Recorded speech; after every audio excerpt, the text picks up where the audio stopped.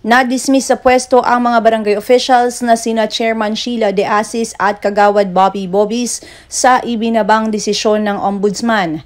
Sa Amutsari, ang mga haka-haka maging ang Ainus Pasig ay nakatanggap ng mga katanungan mula sa mga Pasigenyo. Matapos tanungin ng HOA ng Pleasantville sa Barangay Manggahan sina Mayor Vico Soto at Vice Mayor Dodot Jaworski Jr. kaugnay sa tunay na lagay ng kanilang barangay ay sinagot na ito para na din maliwanagan ang mga residente ng nasabing barangay. Tatanong po tungkol sa kalagayan po ng ating pamahalaang pambarangay. Ayoko man sana pag-usapan na, pero siyempre karapatan niyo po malaman yan. Kaya kung may nagtatanong, kailangan pong sagutin natin. Gaya po ng maaaring nabalitaan nyo na parang hindi na rin mga anak yung maraming chismis. Diba? Kasi pag hindi natin ina-address, hindi natin tinatalakay, baka mga anak yung chismis, baka iba na yung kwento na makarating kaysa dun sa katotohanan. So, gaya po ng alam ninyo, medyo may transition po na nangyari sa ating pamahalaang pambarangay. Yung mga pangyayari po ay hindi naman po nasa kagustuhan natin.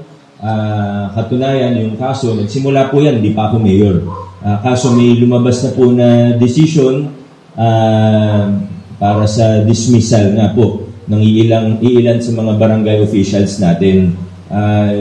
Actually, yung kaso po, related po dun sa sinasabi namin ni Vice Mayor Dodot kanina na may naging project yung barangay na hindi na turn over sa gobyerno yung lupa, tapos nag-project na. Yun po ang isa sa... Medyo technical po yung kaso, hindi ko na po i-discuss yung kaso, pero doon po nagsimula yun. Kaya nga sabi ko, kailangan maging maingat tayo at huwag na maulit yung gano'n. Dati kasi, talagang gawa lang ng gawa, hindi inaayos yung mga papeles, kaya hindi na talaga pwede yung gano'n na yun. So, again, hindi ko na po subukan naman natin tulungan yung mga opisyalis, hindi natin tinitingnan yung politika. Hindi, gusto rin naman natin tumulong dun sa mga Pero siyempre, kailangan una, dapat ang lumabas ang katotohanan.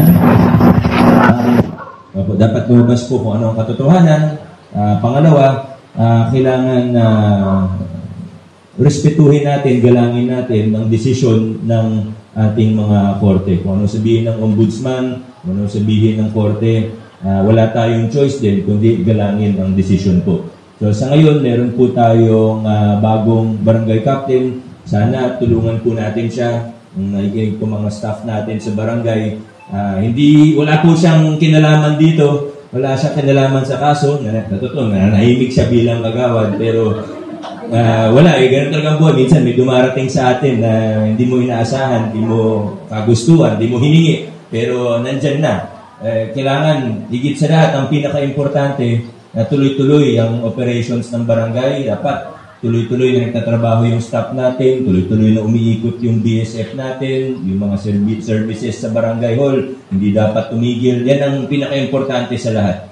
Yung iba, we'll figure it out later. Importante, hindi tumigil ang serbisyo ng ating barangay. Kaya sa ngayon, supportan, tulungan po natin ng ating tumatayong punong barangay na si Gloria Lualhati po. So, yan po, para malinaw po.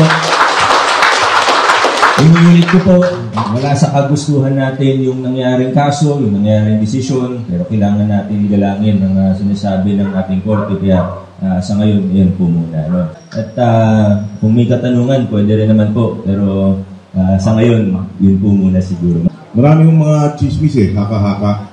Gusto ko lang po i-state for the record, wala pong kinalaman ang lokal na pamahalaan dito sa desisyon ng ombudsman. Ito po ay desisyon 100% galing po sa ombudsman. Kasi mayroon madami yung mga chismis na sinasabi. At ito po ay yun nga. Hindi pa po siya mayor noon. Nagkataon ngayon lumabas. Wala akong control ang LGU, walang influensya ang LGU sa ombudsman. So, gusto lang namin maging klaro yun. Wala akong politikang kasama ang LGU dito. 100% po, wala. 100% zero talaga. Yun na po. Nakumpirma na ang uupong bagong kapitan ay si Gloria Lualhati. Nagkaganon po, wala po tayong magagawa, tanggapin na natin. Pero ang sinasabi ko po, paninindigan ko po ito. Di lang po, sa ating pong barangay, ayun po, hindi po ako politikong tao, negosyante. Gusto ko ko lang pong ma-share ko kung ano po ang narating ko sa buhay.